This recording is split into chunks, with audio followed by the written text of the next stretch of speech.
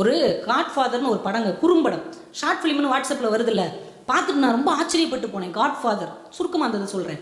ஒரு அப்பாவும் மகனும் ஒரு காரில் போகிறாங்க. மகனுக்கு ஒரு 30 வயசு இருக்கும், அப்பாவுக்கு ஒரு 60 வயசு இருக்கும். காரில் போகிறாங்க. இந்த கார் நேராக எங்கே போகுதுன்னா, ஒரு அனாதை இல்லம், முதியோர் இல்லம், இது எல்லாத்தையும் நடத்துகிற ஒரு கிறிஸ்டியன் மிஷினரிக்கு முன்னாடி அந்த கார் நிற்குது. அப்பாவும் மகனும் இறங்கி உள்ளே போகிறாங்க. அந்த முதியோர் இல்லத்துக்குள்ளே போகிறாங்க. பக்கத்தில் அனாதை இல்லம் இருக்குது, ஸ்கூல் எல்லாம் இருக்குது. அந்த முதியோர் இல்லத்தில் உட்காந்துருக்கிற பொண்ணு, வாங்க வாங்க உட்காருங்க அப்படிங்குது. யாரை சேர்க்கணும்? உடனே அவன் சொல்கிறான், எங்கள் அப்பாவை தான் சேர்க்கணும். ஓ, அப்பா பேர் என்ன சொல்கிறான்? அப்பா வெஜிடேரியனா நான் வெஜிடேரியனா? எங்கள் அப்பா எப்பயுமே வெஜிடேரியன் தான் சாப்பிடுவார், குறிச்சிது. அவங்க ரூமில் டிவி வேணுமா வேண்டாமா? உடனே அப்பா சொல்கிறார், அதெல்லாம் வேண்டாம், சும்மா இருப்பா, டிவி இருக்கட்டும், எங்கள் அப்பாவுக்கு போர் அடிக்கும் போது பார்ப்பார். ஏசி வேணுமா வேண்டாமா? உடனே அவர் சொல்கிறார், எனக்கு எதுக்கு ஏசி, சும்மா இருப்பா, வெயில் காலத்தில் கஷ்டப்படுவார். பாசம் மகனுக்கு. ஏசி உள்ள ரூமாக கொடுங்க. ரைட், எல்லாத்தையும் எழுதிட்டு அவர் போய் லக்கேஜெல்லாம் எடுத்துகிட்டு வாங்க அப்படிங்குது. அப்பாவும் மகனும் வெளியில் வர்றாங்க. வெளியில் வந்த உடனே மகன், நான் போய் லக்கேஜ் எடுத்துகிட்டு வரேன்ப்பான்னு காருக்கு போகிறான். கேட்டுக்கிட்ட அப்பா நிற்கிறாரு. அந்த நிறுவனத்தை நடத்துகிற ஃபாதர் வந்து இவரை பார்த்து கை குலுக்கி பேசி சிரிச்சிட்டு இருக்கிறாங்க.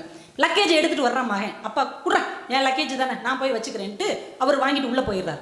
இப்போ மகன் அந்த ஃபாதர்கிட்ட கேட்குறான், ஏன் ஃபாதர், எங்கள் அப்பாவை பார்த்தோன்னே கையை குலுக்கி சிரிச்சு சிரிச்சு பேசிகிட்டு இருந்தீங்களே, எங்கள் அப்பாவை உங்களுக்கு முன்னமே தெரியுமா? அதுக்கு அந்த ஃபாதர் ஒரு பதில் சொல்கிறாரு பாருங்க. ஆமாப்பா, ஒரு தடவை உங்கள் அப்பாவை பார்த்துருக்கேன். 30 வருஷம் முன்னாடி பிள்ளையே இல்லைன்னு சொல்லி எங்கள் அனாத ஆசிரமத்திலேருந்து ஒரு ஆம்பளை பையனை எடுத்துகிட்டு போனார். 30 வருஷம் கழித்து இப்போ தான் பார்க்குறேன். என்னங்க கொடுமை இது?